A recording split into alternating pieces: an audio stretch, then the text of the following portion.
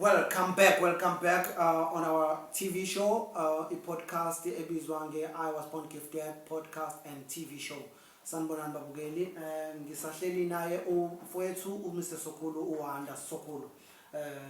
Sibuyile bafo bekade sikhuluma ngendaba zothando ukuba si grateful.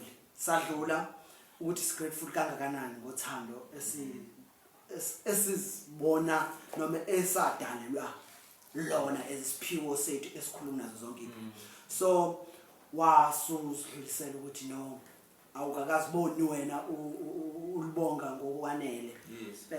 Busa ngichazela bafo about impilo yakho neziphiwo zakho ukuthi busathi uyadlulisela ukuthi ngabe kukhona nesiphiwo osusinakile ukuthi mina ngiphiwe lesiphiwo kodwa manje bengakasinaki because sichazela ukuthi khona iziphiwo esingayinani. Busangichazela lapho bafo. No,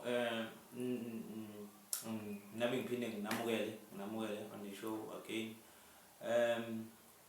Uphendula nje kuloko. No, nami nginaso esami isiphiwo.